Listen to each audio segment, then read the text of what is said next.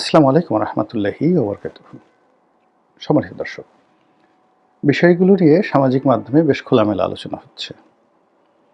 আর মূলধারার যে গণমাধ্যম, সেখানে যে সকল আকার ইঙ্গিতে খবর প্রকাশিত হচ্ছে, তাতে করে স্পষ্টতই বোঝা যাচ্ছে মার্কিন যুক্তরাষ্ট্র বর্তমান ডক্টর মোহাম্মদ ইউনূস সরকারের উপরে একটি ইনক্লুসিভ নির্বাচনের জন্য বেশ চাপ প্রয়োগ করছেন। আপনারা যদি গত কয়েক মাসের খবরাখবর দেখেন, তাহলে দেখবেন যে ডক্টর মোহাম্মদ ইউনূসের নিরাপত্তা উপদেষ্টা জনাব খলিলুর রহমান দিল্লি সফর করেছেন, তারপর তিনি কাতার সফর করেছেন এবং আমেরিকা সফর করেছেন একাধিকবার। এর বাইরে মার্কিন যুক্তরাষ্ট্রের বেশ গুরুত্বপূর্ণ বেশ কয়েকজন কূটনীতিবিদ তারা বাংলাদেশ সফর করেছেন এবং সরকারের অতি গুরুত্বপূর্ণ ব্যক্তিদের সঙ্গে ক্লোজ ডোর বৈঠক করেছেন। এর বাইরে আমরা যেটা দেখেছি, ইউরোপীয় ইউনিয়ন, মার্কিন রাষ্ট্রদূত এবং অন্যান্য গুরুত্বপূর্ণ দেশের যারা রাষ্ট্রদূত, তারা চরকির মতো ঘুরে বেড়াচ্ছেন। জামাত, তারেক রহমান সাহেব, তারপর ডক্টর মোহাম্মদ ইউনূস, তাদের সবার সঙ্গে সিরিজ অফ বৈঠক তারা করার পর এরা আবার সদল বলে দিল্লিতে বৈঠক করতে যাচ্ছেন। কার সঙ্গে যাচ্ছেন, কী কারণে যাচ্ছেন, এগুলো নিয়ে নানা রকম বিতর্ক হচ্ছে এবং সবাই বলার চেষ্টা করছেন যে আমেরিকা একটি ইনক্লুসিভ নির্বাচন চাচ্ছে এবং সেখানে যে কোনো মূল্যে হোক আওয়ামী লীগের অংশগ্রহণ করানো বাধ্যতামূলক করার জন্য তারা জোর চেষ্টা চালাচ্ছে। এখন পরিস্থিতি যেভাবে চলছে এই মুহূর্তে, এটা কী করে সম্ভব? এর কারণ হলো নির্বাচনের তফসিল ঘোষণা হয়েছে, আজকের দিন পর্যন্ত প্রতীক বরাদ্দ হয়ে গেছে এবং নির্বাচনের ট্রেন্ড ঠিকমতো চলছে। সেই নির্বাচন কিভাবে হবে না হবে সেটা পরের ব্যাপার। প্রথমত হলো যে সরকারের পক্ষ থেকে সর্বশক্তি দিয়ে নির্বাচন অনুষ্ঠান করানোর চেষ্টা করা হচ্ছে, আর রাজনৈতিক দলগুলো যারা প্রার্থী তারাও যার যার অবস্থান থেকে প্রচার এবং প্রোপাগান্ডা শুরু করেছেন।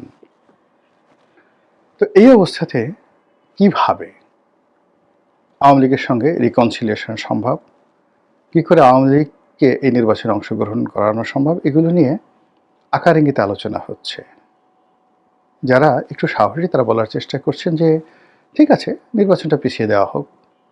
আবার কেউ কেউ বলার চেষ্টা করছেন যে ঠিক আছে, নির্বাচনে যারাই ক্ষমতায় আসুক তারা নির্দিষ্ট সময়ের পর 3 মাস বা 6 মাস পরে আওয়ামী লীগকে রিকনসিলিয়েট করে যদি একটি ইনক্লুসিভ নির্বাচন দেওয়া হয় তাহলে সেটা হতে পারে।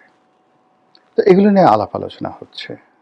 এখন যারা প্রশ্ন করেন তাদের বক্তব্য হলো যে যেখানে আওয়ামী লীগ নিজ মুখে একাধিকবার বলেছে যে তাদেরকে মার্কিন যুক্তরাষ্ট্রের ডিপ স্টেট পলিসির দ্বারা ক্ষমতাচ্যুত করা হয়েছে এবং জুলাই আগস্টে রাজপথে যা কিছু ঘটেছে সেখানে ম্যাটিকুলার ডিজাইন ছিল এবং সেই ডিজাইনের মাধ্যমে জনগণকে উস্কে দেওয়া এবং এই বিপ্লবটিকে মিসহ্যান্ডেল করার জন্য বা গণ অভ্যুত্থানটিকে সরকার পতনের দিকে নিয়ে যাওয়ার জন্য যে সকল ডিজাইন করা হয়েছে তার সঙ্গে আমেরিকার একটা যোগসাজশ ছিল। আমরা বিভিন্ন আকারের বুলেট, বিভিন্ন আকৃতির আগ্নেয়াস্ত্র সহ ওয়েস্টিন হোটেলে সেই আমেরিকার যে সামরিক কর্তা তাদের মরে যাওয়া বা মারা যাওয়া বা তাদেরকে মেরে ফেলা, হোয়াট এভার মেবি, এই ঘটনা নিয়ে নানা রকম প্রতিবেদন দেখেছি এবং কোনো রকম ময়নাতদন্ত ছাড়া সেই লাশ আমেরিকার একজন কর্নেল, সেনাবাহিনীর একজন কর্নেল যিনি দীর্ঘদিন যাবৎ বাংলাদেশে গোপনে দায়িত্ব পালন করছিলেন, তার সেই তৎপরতা নিয়ে নানা রকম কথাবার্তা বলা হচ্ছে। তো সেক্ষেত্রে এরকম যে মিলিটারি অপারেশন, সামরিক অপারেশন আমেরিকার পক্ষ থেকে চালানো হয়েছিল, যেটিকে মানে যাকে বলা হয় কি বলবেন আপনি, তো সেটা কিভাবে চালিয়েছে তারা ভালো বলতে পারবে। এটা নিয়ে নানা রকম স্পেকুলেশন রয়েছে। 2 নম্বর হলো যে পলিটিক্যাল যে বিষয়গুলো খোলামেলা আলোচনা হচ্ছে সেটা হলো সেন্ট মার্টিন নিয়ে, আমেরিকা থেকে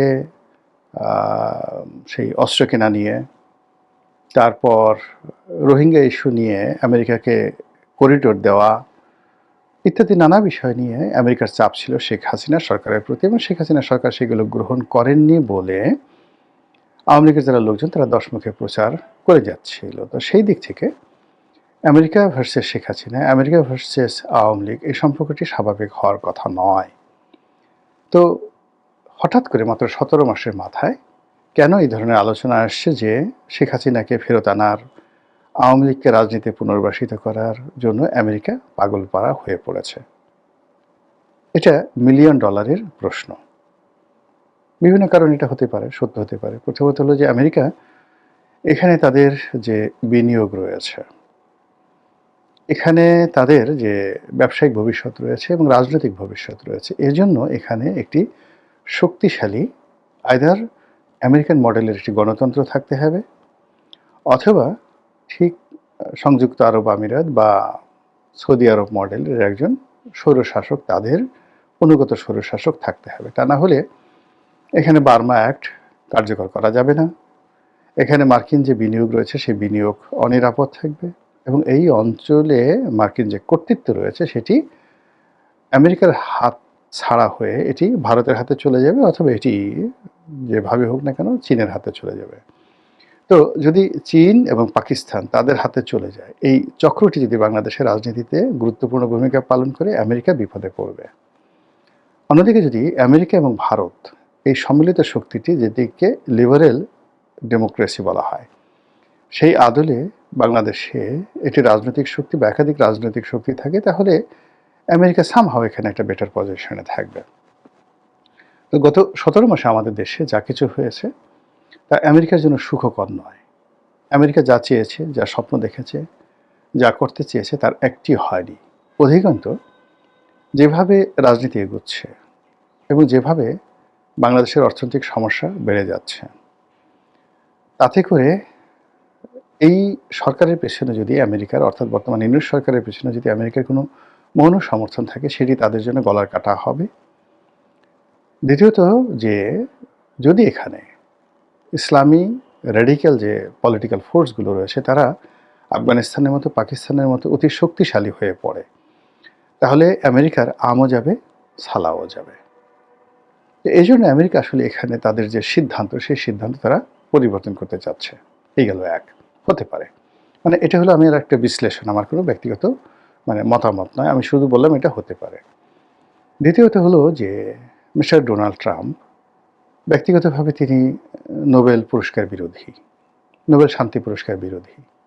ব্যক্তিগতভাবে তিনি ডক্টর মোহাম্মদ ইউনূসকে অপছন্দ করেন, এটা তিনি একেবারে প্রকাশ্যে বলে ফেলেছেন।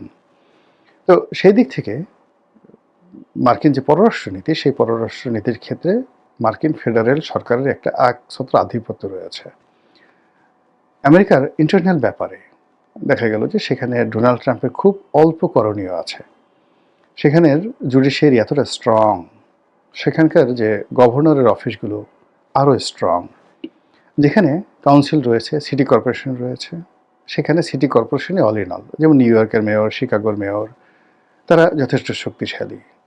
এরপর সেখানে মার্কিন সিনেট আছে, মার্কিন কংগ্রেস আছে, এর বাইরে সংবাদপত্র আছে, স্বাধীন জনগণের মতামত আছে। এইসব মিলিয়ে আমেরিকার অভ্যন্তরীণ ব্যাপারে প্রেসিডেন্ট ডোনাল্ড ট্রাম্পের খুব অল্প করার আছে। কিন্তু কোনো একটি দেশের সঙ্গে যুদ্ধ বাঁধিয়ে দেওয়া, বিদেশি কোনো রাষ্ট্রের সাথে সম্পর্ক স্থাপন করা বা বিদেশি রাষ্ট্রের সাথে সম্পর্ক নষ্ট করে দেওয়া, অন্য দেশের সরকার পরিবর্তন করা ইত্যাদি সব ব্যাপারে প্রেসিডেন্টের ক্ষমতা একছত্র।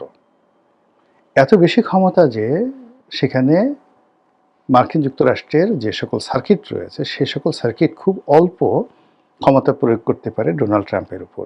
তো সেই দিক থেকে বাংলাদেশের সঙ্গে সম্পর্ক তৈরি করা, কিংবা গত 50 বছর ধরে যে সকল মার্কিন নীতি বাংলাদেশের জন্য প্রযোজ্য সেগুলোকে উল্টে দেওয়া, আবার নতুন করে সম্পর্ক ঝালাই করে নেওয়া, এটা ডোনাল্ড ট্রাম্পের জন্য বা মার্কিন প্রেসিডেন্টের জন্য তুড়ির ব্যাপার। জাস্ট 1 2 3 বলবেন আর ওটা অমনি হয়ে যাবে। তো সেই দিক থেকে শেখ হাসিনার সঙ্গে ডোনাল্ড ট্রাম্পের ব্যক্তিগত সম্পর্ক, তারপরে বিভিন্ন যে মার্কিন লবি রয়েছে, আওয়ামী লীগের মার্কিন লবি রয়েছে, সেই লবিগুলোর সাথে বর্তমান রিপাবলিকান সরকারের সম্পর্ক, এবং এই মুহূর্তে আমেরিকার সঙ্গে দিল্লির যে একটি জটিল সম্পর্ক তৈরি হয়ে গেছে নরেন্দ্র মোদী সরকারের, এটা ভালো না। এই সম্পর্কটি এই মুহূর্তে ভালো নেই। তো সেক্ষেত্রে যদি নরেন্দ্র মোদীকে, শেখ হাসিনাকে অ্যাবসলিউটলি স্বাধীন করে দেওয়া হয়, তো আওয়ামী লীগের যে ব্রুট মেজরিটি রয়েছে, ভোট রয়েছে, তাদের কর্মী সমর্থক রয়েছে, তারা যদি পলিটিক্যালি একটা ভালো অবস্থানে চলে যায় আগামীতে, সেক্ষেত্রে আমেরিকা জাস্ট একটা জাত শত্রু হিসেবে বাংলাদেশের সব ক্ষেত্রে অপাঙ্ক্ত হয়ে পড়বে। তো এই ঝুঁকি তারা নিতে চাচ্ছে না বা নেবে না, এটা স্বাভাবিক। এবং সেই কারণে আওয়ামী লীগের বিভিন্ন স্তরের সঙ্গে তাদের যোগাযোগ, শেখ হাসিনার সঙ্গে তাদের যোগাযোগ অস্বাভাবিক নয়। আর আগে যেগুলো বললাম যে এই মুহূর্তে বাংলাদেশ যেভাবে দক্ষিণপন্থার দিকে এগোচ্ছে, এটা আমেরিকার জন্য হুমকি। এরপর চীন এখানে যেভাবে প্রাধান্য বিস্তার করছে তা তারা চাচ্ছে না। থার্ডলি হলো ডক্টর মোহাম্মদ ইউনূস বা বর্তমান সরকারকে দিয়ে তাদের যে সকল আশা ভরসা পূর্ণ হওয়ার কথা ছিল সেগুলো হচ্ছে না।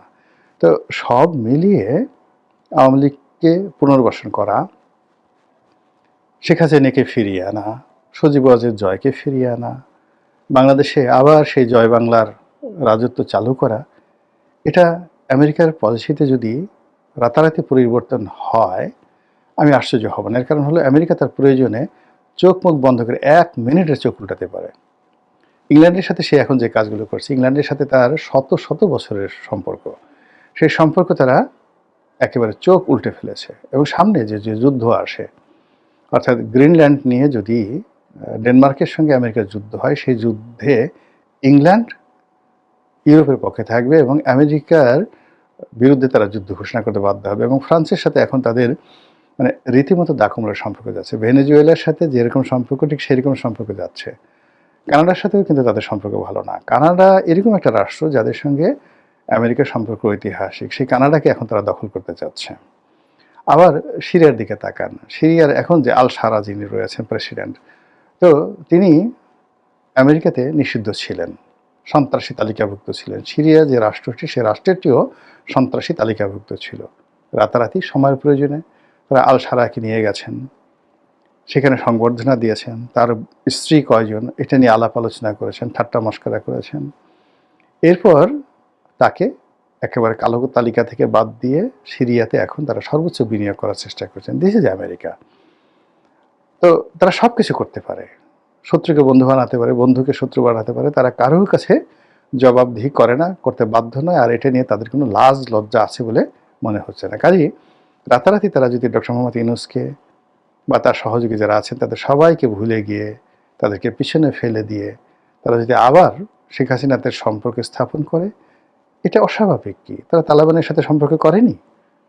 তারা কি তালেবানের সঙ্গে চুক্তি করে সেই তাদের দীর্ঘদিনের হামিদ কারজাই, আশরাফ থানি যে গং রয়েছে তাদেরকে একেবারে যাকে বলে মৃত্যুর মুখে ঠেলে দিয়ে, এমনকি তাদের যে মিত্র ভারতকে মৃত্যুর মুখে ঠেলে দিয়ে ভারতের মিনিমাম $10 বিলিয়ন এই আফগান যুদ্ধে তারা লস করেছে আমেরিকার জন্য।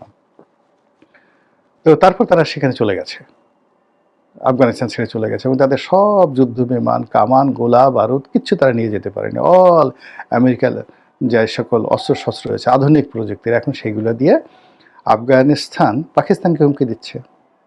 এমনকি সেইগুলো দিয়ে আফগানিস্তান এখন ইচ্ছে করলে রাশিয়ার সাথে যুদ্ধ করতে পারে। আবার সেই আফগানিস্তানে তারা ঢোকার চেষ্টা করছে। তো এই হলো আমেরিকার অবস্থা। তো সেই দিক থেকে আওয়ামী লীগ নিয়ে যা কিছু শোনা যাচ্ছে, বিশ্বাসও করার দরকার নাই, অবিশ্বাসও করার দরকার নেই, জাস্ট নজর রাখেন। মহান আল্লাহ আমাদের সবাইকে হেদায়েত দান করুন এবং হেফাজত করুন। আসসালামু আলাইকুম ওয়া রাহমাতুল্লাহি ওয়া বারাকাতুহু।